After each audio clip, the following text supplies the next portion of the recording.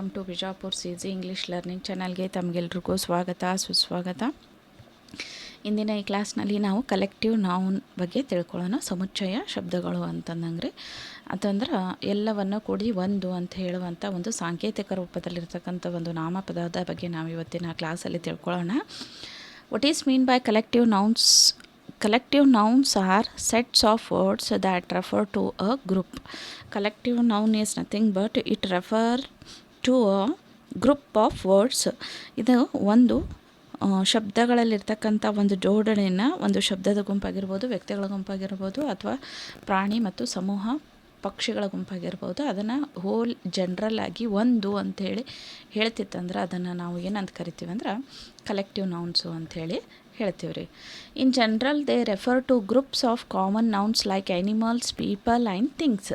ಇದು ಪ್ರಾಣಿ ಪಕ್ಷಿಗಳ ಕುರಿತಾಗಿ ಮತ್ತು ಜನರ ಕುರಿತಾಗಿ ಮತ್ತು ವಸ್ತುಗಳನ್ನು ಒಂದು, ನಾವು ಫಾರ್ ಎಕ್ಸಾಂಪಲ್ ಕನ್ನಡನಾಗ ಹೇಳ್ತೀವಿ, ಬಾಳೆಹಣ್ಣನ್ನು ಮಾರ್ಕೆಟಿಗೆ ಹೋಗಿ ತೊಗೊಂಬಂದ್ರೆ ಬಾಳೆಹಣ್ಣು ಒಂದೇ ಬಾಳೆಹಣ್ಣು ಕೊಡು ಅಂತ ನಾವು ಯಾವತ್ತೂ ಅನ್ನೋದಿಲ್ಲ ರೀ. ಹೆಂಗೆ ಡಜನ್ ಅಂತ ಬರ್ತೈತೆ ರೀ. ಅಲ್ಲಿ ನಾವು ವ್ಯಾಪಾರ ಮಾಡಬೇಕಾದ್ರೆ ನಮಗೆ ಸಾಮಾನ್ಯ ಜ್ಞಾನ ಇರ್ತೈತೆ. ಎಂತಹ ಅನಕ್ಷರಸ್ಥ ಮನುಷ್ಯ ಇದ್ದರೂ ಕೂಡ ಹೆಂಗಪ್ಪ ಬಾಳೆಹಣ್ಣು ಒಂದಕ್ಕೆ ತನ್ನಂಗಿಲ್ಲ ರೀ, ಹೆಂಗೆ ಡಜನ್ ಬಾಳೆಹಣ್ಣು ಅಂತ ಕೇಳ್ತಾರೆ.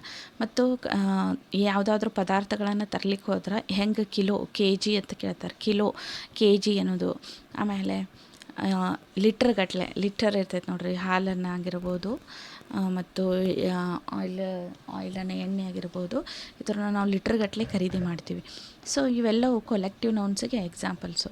ಈಗ ನೋಡಿರಿ, ಕಿಲೋ, ಅದು 1 ಕಿಲೋ ಶೇಂಗಾ ಇರ್ತದೆ ರೀ. ಶೇಂಗಾನ 1 ಕಿಲೋನಾಗೆ ತೊಗೋತೀವಿ ನಾವು. ಅರ್ಧ ಕಿಲೋ ಮೆಜರ್ಮೆಂಟ್ ವೈಸ್ KG ಗಟ್ಟಲೆ ನಾವು ಏನು ಮಾಡ್ತೀವಿ ರೀ, ಅದನ್ನು ರೆಫರ್ ಮಾಡ್ತೀವಿ, ತೊಗೋತೀವಿ. ಡಜನ್ ಅನ್ನೋದು ಬಾಳೆಹಣ್ಣನ್ನು ಒಂದು ಡಜನ್ ಅಂದರೆ ಅದರ ಬಂಚ್ ಇರ್ತೈತೆ ರೀ, ಅದು ಬಾಳೆಹಣ್ಣಿಂದ ಒಂದು ಬಂಚ್ ಅಂತೂ ಕರೀತಾರೆ. ಇನ್ನೂ ಒಂದು ಬೆಸ್ಟ್ ಎಕ್ಸಾಂಪಲ್ ಗ್ರೇಪ್ಸ್ ನೋಡಿರಿ.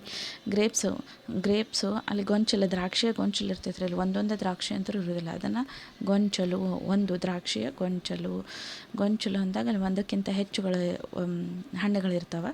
ಸೊ ಅದನ್ನು ಒಂದು ಅಥವಾ ಉಡಿಸಿದಾಗ ಗೊಂಚಲು ಅಂತ. ಒಂದು ಗೊಂಚಲ ದ್ರಾಕ್ಷಿ, 2 ಗೊಂಚಲ ದ್ರಾಕ್ಷಿ, 1 ಗೊಂಚಲ ದ್ರಾಕ್ಷಿ ನನಗೆ ಕೊಡು ಅಂತಂದಾಗ ಒಂದು ಗೊಂಚಲು ಅನ್ನೋದು ಏನಾಗ್ತೈತಪ್ಪ ಅಂದ್ರೆ ಕಲೆಕ್ಟಿವ್ ನೌನ್ ಆಗಿರ್ತೈತಿ.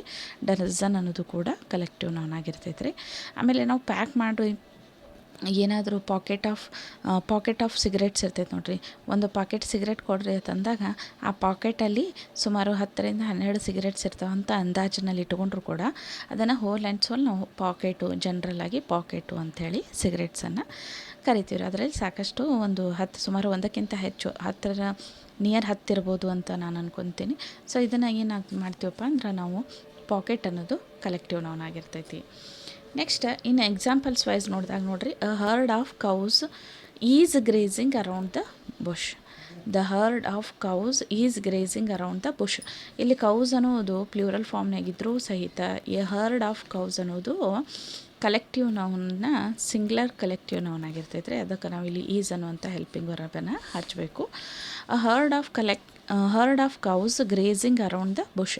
ಅಲ್ಲಿ ಗಿಡದ ತಪ್ಪಲಿನ ನಡುವೆ ಏನಾಗತ್ತೈತೆ ರೀ,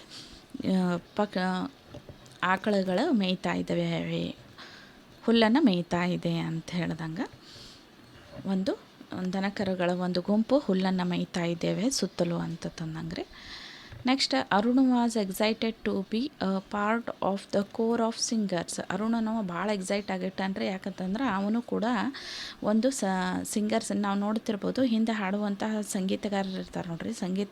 ಮೇನ್ ಸಿಂಗರ್ ಬೇರೆ ಇರ್ತಾರೆ, ಅವ್ರ ಹಿಂದೆ ಕೋ ಸಿಂಗರ್ಸ್ ಇರ್ತಿರ್ತಾರೆ ನೋಡ್ರಿ. ಅವರನ್ನು ಕೋರ್ ಆಫ್ ಸಿಂಗರ್ಸ್ ಅಂಥೇಳಿ ಕರೀತಾರೆ. ಹಾಡುಗಾರರ ಒಂದು ಗುಂಪಿಗೆ ನಾವು ಏನಂತ ಕರಿತೀವಪ್ಪ ಅಂದ್ರೆ ಕೋರ್ ಆಫ್ ಸಿಂಗರ್ಸ್ ಅಂತ ಹೇಳ್ತೀವಿ. ಇದರೊಳಗೆ ಹರ್ಡ್ ಅನ್ನೋದು ಕಲೆಕ್ಟಿವ್ ನೌನ. Gang of thieves was punished. ನೋಡ್ರಿ, ಒಂದು ಟೆರರಿಸ್ಟ್, ಫಾರ್ ಎಕ್ಸಾಂಪಲ್ ನಮ್ಮಲ್ಲೇ ಈಗ ಕರ್ನಾಟಕದಾಗ ಸುತ್ತಮುತ್ತಲೂ ನಡೆದಿತ್ತು. ಸಾಕಷ್ಟು ತುಡುಗರ ಹಾವಳಿ ಕಳ್ಳರು ಬಂದಾರ ಅಂಥೇಳಿ ಅವ್ರಿಗೆ ಪನಿಷ್ ಆಗಿಲ್ಲ. ಚಡ್ಡಿ ಗ್ಯಾಂಗ್, ಆ ಗ್ಯಾಂಗ್, ಈ ಗ್ಯಾಂಗ್ ಬಂದೈತೆ ಅಂತ ನಾವು ಕೇಳ್ತಿದ್ವಿ ರೀ.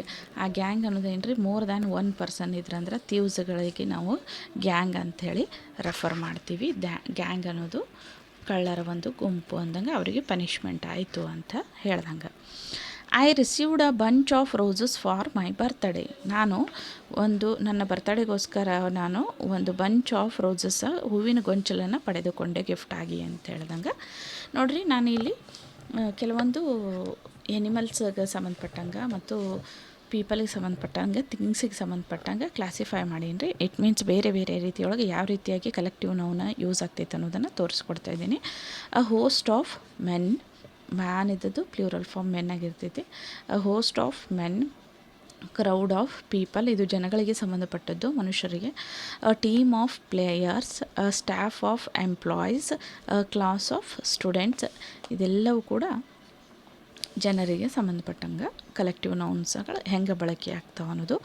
ಇನ್ನು ಎನಿಮಲ್ಸಿಗೆ ಸಂಬಂಧಪಟ್ಟಂಗೆ ಪ್ರೈಡ್ ಆಫ್ ಲಾಯನ್ಸ್, ಲಯನ್ಗಳ ಒಂದು ಗುಂಪಿಗೆ ನಾವು ಪ್ರೈಡ್ ಅಂತೇಳಿ ಕರಿತೀವಿ.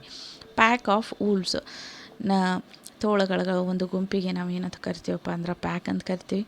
ಸ್ಟ್ರಿಂಗ್ ಆಫ್ ಕ್ಯಾಮಲ್ಸ್, ಒಂಟೆಗಳ ಒಂದು ಗುಂಪು. School of fish or dolphins ಅಂತೂ ಕರೀತಾರೆ ಇದಕ್ಕೆ ಇನ್ನೊಂದಾಗಿ. Swarm of bees. ನೆಕ್ಸ್ಟ್ ಇನ್ನು ಥಿಂಗ್ಸಿಗೆ ಸಂಬಂಧಪಟ್ಟದ ನೋಡ್ರಿ. A library of books, a set or bunch of keys, a can of soda, a collection of coins, bale of cottons. So ಇಂದಿನ class collective noun ಬಗ್ಗೆ ನಾವು ಸಾಕಷ್ಟು ವಿಷಯಗಳನ್ನು ಅರಿತುಕೊಂಡೀವಿ. ಸೊ ಇನ್ನಿತರ ಮುಂದೆ ಬರ್ತಕ್ಕಂಥ ದಿನಗಳಲ್ಲಿ ನಾವು ಇನ್ನೂ ಅತ್ಯುತ್ತಮವಾದ ವಿಷಯದೊಂದಿಗೆ ಚರ್ಚೆ ಮಾಡೋಣ. ಈ ಚರ್ಚೆ ಯಾವ ರೀತಿಯಾಗಿರಬೇಕು ಅಂತಂದ್ರೆ ಸಕಾರಾತ್ಮಕವಾಗಿರಬೇಕು ನಮ್ಮಲ್ಲಿ ಮತ್ತು ಕೇಳುಗರಲ್ಲಿ ಒಂದು